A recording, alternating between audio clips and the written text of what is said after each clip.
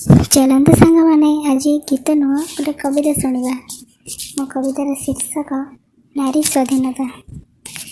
स्वाधीन देशर संतान बोली आमे सिना करू गर्व, कह केउठी पाइछि नारी स्वाधीनता, थरे खाली तुमे भाव।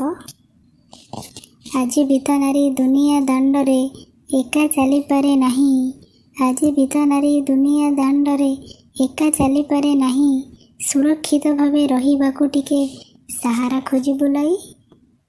मानव भितरे दानव स्वभाव करे ताकु आतंकित, कुहुली कुहुली बंचे दुनिया रे ता सपन करबाकु सत। नारी पाई जदि सम्मान रहिबो पुरुषर मन तले, नारी पाई जदि सम्मान रहिबो पुरुषर मन तले, प्रगति पथरे सभ्यता आम आगेइब मही तले। नारी नुहे केबे भोग्य वस्तुटे विलास सामग्रीटीए, नारी नुहे केबे भोग्य वस्तुटे विलास सामग्रीटीए, सेई होई थाए विश्व विजयी जे नारी को सम्मान दिए।